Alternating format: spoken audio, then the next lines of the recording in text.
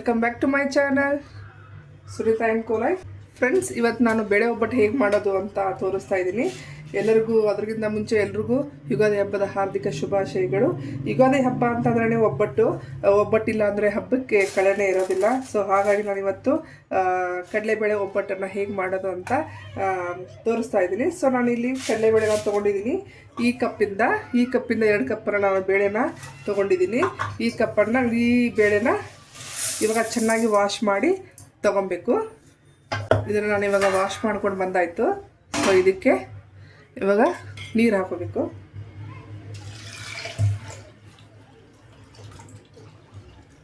So ನಾನಿಲ್ಲಿ ನೀರು ಹಾಕ್ಕೊಂಡಿದ್ದೀನಿ.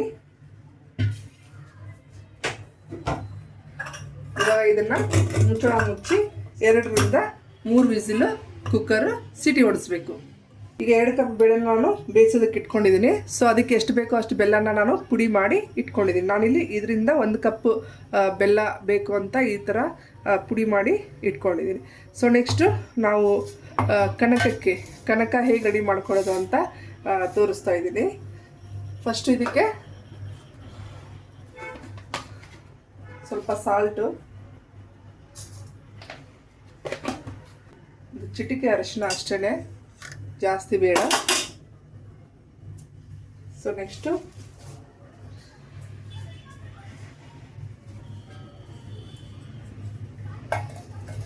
ಈ ಥರ ಜರಡಿ ಹಿಡ್ಕೊತಾ ಇದ್ದೀನಿ.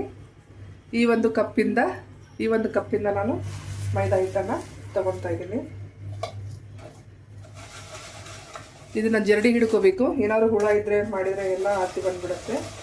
ಸೊ ಈ ಥರ ಮಾಡಿಕೊಂಡ್ರೆ ಚೆಲ್ಲೋದಿಲ್ಲ, ಅದು ಹಿಟ್ಟು ಆಚೆ ಚೆಲ್ಲೋದಿಲ್ಲ. ಇದು ಒಂದು ಟ್ರಿಕ್ ನೋಡಿ, ಈ ಥರ ಮಾಡಬೇಕು ನೋಡಿ. ಸ್ವಲ್ಪ ಹಿಟ್ಟು ಆಚೆ ಕಡೆ ಎಲ್ಲೂ ಚೆಲ್ಲೇ ಇಲ್ಲ. ಸೊ ಇಷ್ಟ ಆಯಿತು. ಸೊ ನಾನು ಇನ್ನೂ 1 ಕಪ್ ಹಾಕ್ಕೊಳ್ತೀನಿ. ಇದು ಸಾಕಾಗೋದಿಲ್ಲ.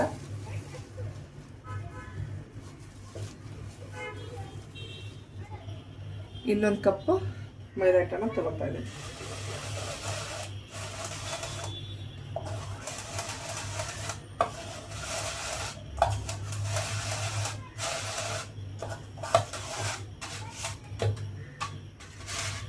ಸೊ ಇಷ್ಟು ನೋಡಿ, ಏನು ಕಡ್ಡಿ ಕಸ ಏನು ಬಂದಿಲ್ಲ.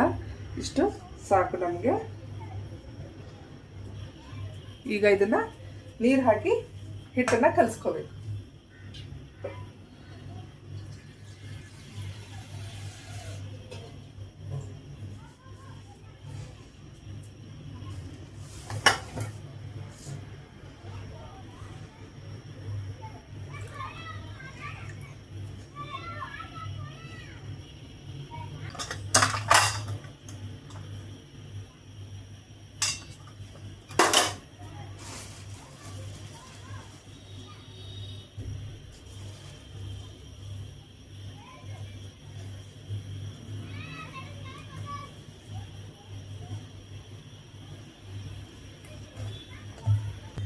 ಕೊನೆಯಲ್ಲಿ ಸ್ವಲ್ಪ ಎಣ್ಣೆ ಹಾಕ್ಕೊಳ್ಬೇಕು. ಈ ಥರ ಚೆನ್ನಾಗಿ ಎಣ್ಣೆ ಹಾಕ್ಕೊಂಡು ಚೆನ್ನಾಗಿ ಮಿಕ್ಸ್ ಮಾಡಿ ಇದನ್ನ ನೆನೆಯೋಕ್ಕೆ ಬಿಡಬೇಕು. ಹಿಟ್ಟು ಎಷ್ಟು ಚೆನ್ನಾಗಿ ನೆನೆಯುತ್ತೋ, ಕನಕ ಎಷ್ಟು ಚೆನ್ನಾಗಿ ನೆನೆಯುತ್ತೋ, ಒಬ್ಬಟ್ಟು ಅಷ್ಟು ಚೆನ್ನಾಗಿ ಬರುತ್ತೆ. ಸೊ ಇವಾಗ ಚೆನ್ನಾಗಿ ಮಿಕ್ಸ್ ಆಗಿದೆ. ಇದು ಚೆನ್ನಾಗಿ ಆಯಿಲ್ ಹಾಕಿದ್ದೀನಿ. ಇನ್ನು ಸ್ವಲ್ಪ ಮೇಲ್ಗಡೆ ಆಯಿಲ್ ಹಾಕ್ಬಿಟ್ಟು 1 ಅವರ್ ಇದನ್ನು ಹೀಗೆ ಮೇಲ್ಗಡೆ ಇಡೋದು ಬಿಟ್ಬಿಟ್ಟು ಇದು ಚೆನ್ನಾಗಿ ಹಿಟ್ಟು ನೆನಿಬೇಕು. ಓಕೆ, ಇವಾಗ ಇದು ವಿಸಿಲ್ ಆಗೋಗಿದೆ. ಇವಾಗ ನಾವು ಕುಕ್ಕರ್ ಓಪನ್ ಮಾಡೋಣ.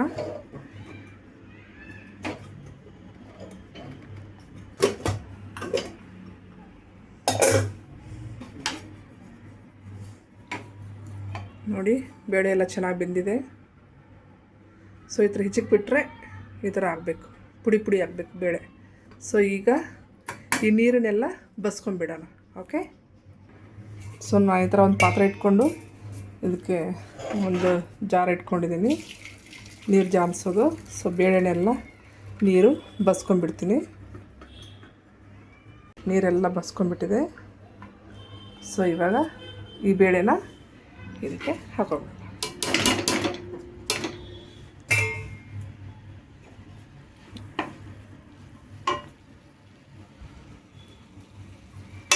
ಸೊ ಇದಕ್ಕೆ ನಾನು ಆಗಲೇ ತೋರಿಸ್ದಾಗೆ 1 ಕಪ್ ಬೆಲ್ಲ ತೊಗೊಂಡಿದ್ದೀನಿ ಅಂತ ಹೇಳಿದೆ ಅಲ್ವಾ, ಇದನ್ನು ಇದಕ್ಕೆ ಹಾಕ್ಕೊಳ್ತೀನಿ.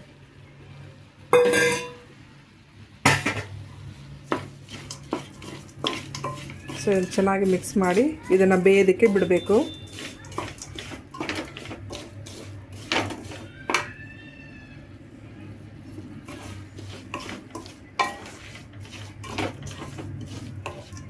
ಬೆಲ್ಲ ನಿಮಗೆ ರುಚಿಗೆ ಎಷ್ಟು ನೋಡಿಕೊಂಡು, ತುಂಬ ಸ್ವಲ್ಪ ರುಚಿ ತಿನ್ನೋರು ಸ್ವೀಟ್ ಜಾಸ್ತಿ ಬೇಕಂದವರು ಬೆಲ್ಲ ಜಾಸ್ತಿ ಹಾಕ್ಕೊಳ್ಳಿ, ಸ್ವೀಟ್ ಕಮ್ಮಿ ಬೇಕಂದವರು ಬೆಲ್ಲನ ಕಮ್ಮಿ ಹಾಕ್ಕೊಳ್ಳಿ. ಅಷ್ಟೇ, ನಿಮಗೆ ಎಷ್ಟು ಬೇಕೋ ಅಷ್ಟು ನೋಡಿಕೊಂಡು ಹಾಕ್ಕೊಳ್ಳಿ.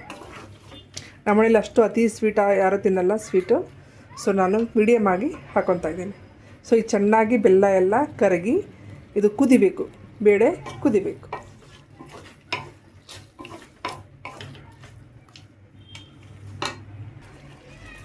ಸೊ ಇವಾಗ ಇದು ರೆಡಿಯಾಗಿದೆ ನೋಡಿ, ಚೆನ್ನಾಗಿ ಬೇಳೆ ಜೊತೆ ಬೆಲ್ಲ ಹೊಂದ್ಕೊಂಡಿದೆ.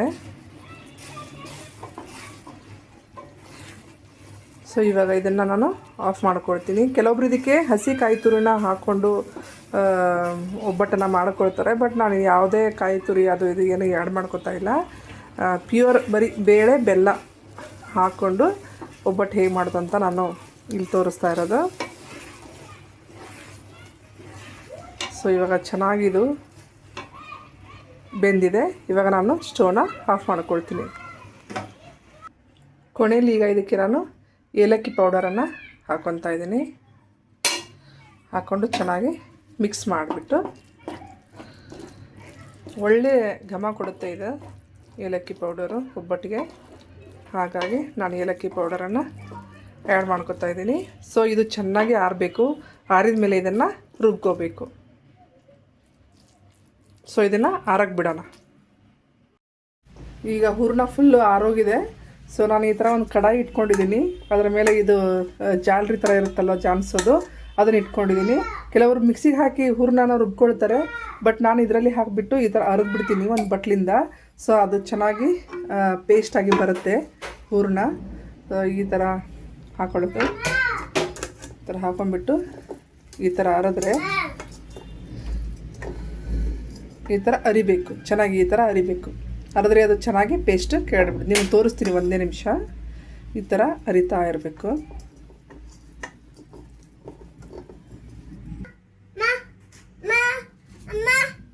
ನೋಡಿ ಈ ಥರ ಹರ್ಕೊಂಡಿದ್ದೀನಿ ನಾನು. ಇದು ಯಾವ ಥರ ಬಂದಿದೆ ಅಂತ ನೋಡಿ.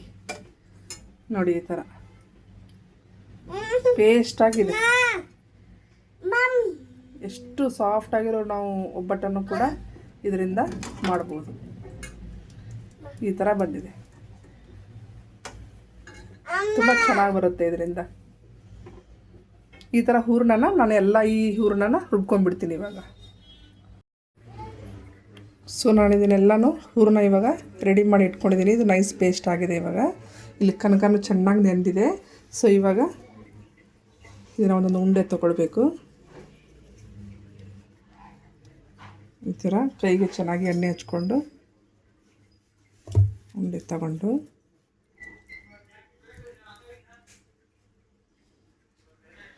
ಇವಾಗ ಹೂರಣ ಸೈಜ್ ನಿಮ್ಗೆ ಎಷ್ಟು ಬೇಕೋ ನೋಡಿಕೊಂಡು ಉಂಡೆನ ತಗೊಳ್ಳಿ.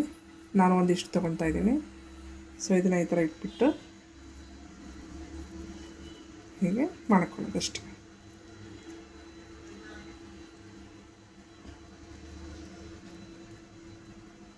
ಇದು ಎಕ್ಸ್ಟ್ರಾ ಬಂದಿರೋ ಕನಕನ ತೆಗೆದುಬಿಡಿ. ಇದು ಚೆನ್ನಾಗಿ ಈ ಥರ ಕ್ಲೋಸ್ ಮಾಡಿಕೊಂಡು ಈ ಥರ ರೆಡಿ ಮಾಡಿ ಇಟ್ಕೋಬೇಕು. ಇವಾಗ ನಾನಿಲ್ಲಿ ಮೇನ್ ಇದಕ್ಕೆ ಒಂಥರ ಪ್ಲಸ್ ಪಾಯಿಂಟ್ ಹೋಳಿಗೆ ಕೆಡದೇ ಇರೋದಕ್ಕೆ ಏನಂದರೆ ಇದು ಹೋಳಿಗೆ ಶೀಟ್ ಅಂತ ಹೇಳ್ತೀವಿ. ಇದ್ರ ಮೇಲೆ ನಾನು ಇವಾಗ ಮಾಡ್ತಾಯಿದ್ದೀನಿ. ತಗಡು ಮೇಲೆ ಮಾಡ್ತಾರೆ ಕೆಲವೊಬ್ಬರು. ನಾನು ಈ ಶೀಟ್ನ ಯೂಸ್ ಮಾಡಿಕೊಂಡು ಮಾಡ್ತಾಯಿದ್ದೀನಿ. ಇದು ಹೆಂಚು ಮೇಲೆ ಹಾಕಿದ್ರೂ ಈ ಶೀಟ್ ಏನೂ ಕರಗೋದಿಲ್ಲ, ಏನೂ ಆಗೋದಿಲ್ಲ. ಸೊ ಹಾಗಾಗಿ ನಾನು ಈ ಶೀಟ್ ಮೇಲೆ ಮಾಡ್ತಾಯಿದ್ದೀನಿ. ಇದಕ್ಕೆ ಚೆನ್ನಾಗಿ ಎಣ್ಣೆ ಹಚ್ಕೊಂಡು ಇದನ್ನು ಈ ಥರ ಇಟ್ಕೊಂಡು ಇವಾಗ ನಾನು ಲಟ್ಸೋದಿಲ್ಲ, ಇದನ್ನು ಕೈಯಿಂದನೂ ತಟ್ಟೋದಿಲ್ಲ. ಏನು ಮಾಡ್ತೀನಿ ಗೊತ್ತಾ, ಈ ಥರ ಒಂದು ಒಳ್ಳೆ ಕವರ್ನ ಕಟ್ ಮಾಡಿ ಕ್ಲೀನಾಗಿ ವಾಶ್ ಮಾಡಿ ಇಟ್ಕೊಂಡಿದ್ದೀನಿ. ಸೊ ಇದ್ರ ಮೇಲೆ ಇಟ್ಬಿಟ್ಟು ಜಸ್ಟ್ ನೋಡಿ ಈ ಥರ ರಬ್ ಮಾಡೋದಷ್ಟೇ. ನೋಡಿ ಈ ಥರ ನಿಮ್ಗೆ ಎಷ್ಟು ಬೇಕೋ ಅಷ್ಟು ದೊಡ್ಡ ಸೈಜ್ ಆಗುತ್ತೆ ಆರಾಮಾಗಿ. ಇದು ತಟ್ಟೋದು ಬೇಡ, ಲಟ್ಸೋದು ಬೇಡ, ಆರಾಮಾಗಿ ನೋಡಿ ಈಸಿಯಾಗಿದೆ. ಎಷ್ಟು ತೆಳ್ಳಗೆ ಬೇಕೋ ಅಷ್ಟು ತೆಳ್ಳಗೆ ನೀವು ಹೋಳಿಗೆನ ಮಾಡ್ಕೋಬೋದು. ನೋಡಿ ಎಷ್ಟು ಚೆನ್ನಾಗಿ ಬಂತು ಅಂತ. ಕಷ್ಟನೇ ಇಲ್ಲ, ಹೋಳಿಗೆ ಮಾಡೋದು ಕಷ್ಟನೇ ಇಲ್ಲ. ನೋಡಿ ಎಷ್ಟು ಚೆನ್ನಾಗಿರೋ ಒಬ್ಬಟ್ಟು ರೆಡಿ ಆಯಿತು. ಇಷ್ಟೇ. ಇವಾಗ ಹೆಂಚು ನಾನು ಬಿಸಿ ಮಾಡೋಕ್ಕೆ ಇಟ್ಕೊಂಡಿದ್ದೀನಿ. ಇದಕ್ಕೆ ಚೆನ್ನಾಗಿ ಎಣ್ಣೆನ ಹಚ್ಕೊಳ್ಳೋಣ. ಚೆನ್ನಾಗಿ ಎಣ್ಣೆ ಹಚ್ಕೊಂಡಿದ್ದೀನಿ ಇದಕ್ಕೆ. ಇವಾಗ ಇದನ್ನು ಒಬ್ಬಟ್ಟನ್ನು ಇದ್ರ ಮೇಲೆ ಹಾಕ್ಕೊಳ್ಳೋಣ. ಹಾಂ, ಆಗಿದೆ.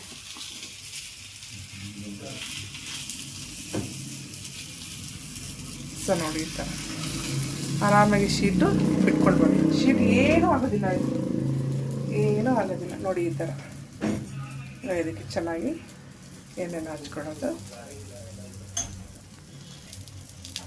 ನೋಡಿ ಎಷ್ಟು ಚೆನ್ನಾಗಿ ಉಟ್ಕೊಂಡು ಬರ್ತಾಯಿದೆ. ಅಷ್ಟೆ. ನೋಡಿ ಎಷ್ಟು ಚೆನ್ನಾಗಿ ಉಟ್ತಾ ಇದೆ ನೋಡಿ. ಸೊ ಸೂಪರಾಗಿರೋ ಒಬ್ಬಟ್ಟು ರೆಡಿ. ನೋಡಿ ಎಷ್ಟು ಚೆನ್ನಾಗಿ ಬಂದಿದೆ ಅಲ್ವಾ? ತುಂಬ ಚೆನ್ನಾಗಿರುತ್ತೆ. ಈಸಿ, ಯಾರು ಬರದೇ ಇರೋರು ಸಹ ಆರಾಮಾಗಿ ಒಬ್ಬಟ್ಟನ್ನು ಮಾಡ್ಕೋಬೋದು.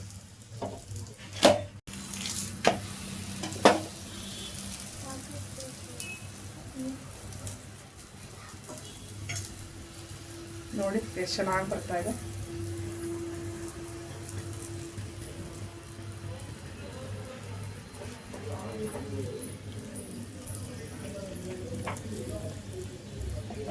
ನೋಡಿ ಸೂಪರ್ ಆಗಿರೋ ಒಬ್ಬಟ್ಟು ರೆಡಿ.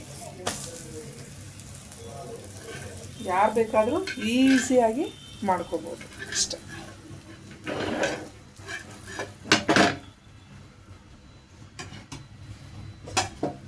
ಒಬ್ಬಟ್ಟು ಬಂದಿದೆ ಅಂತ ಈ ಒಬ್ಬಟ್ಟು ರೆಸಿಪಿನ ಯಾರು ಬೇಕಾದರೂ ಈಸಿಯಾಗಿ ಮನೇಲಿ ಯಾವ ಹಬ್ಬಕ್ಕೆ ಬೇಕಾದರೂ ಮಾಡಿಕೊಂಡು ತಿನ್ಬೋದು. ಅರ್ಧ ಗಂಟೆಯಲ್ಲಿ ನೀವು ಒಬ್ಬಟ್ಟನ್ನು ರೆಡಿ ಮಾಡ್ಬೋದು. ಸೊ ಈ ರೆಸಿಪಿ ನಿಮ್ಗೆ ಇಷ್ಟ ಆದರೆ ಒಂದು ಲೈಕ್, ಶೇರ್ ಮತ್ತು ಸಬ್ಸ್ಕ್ರೈಬ್ ಮಾಡಿ.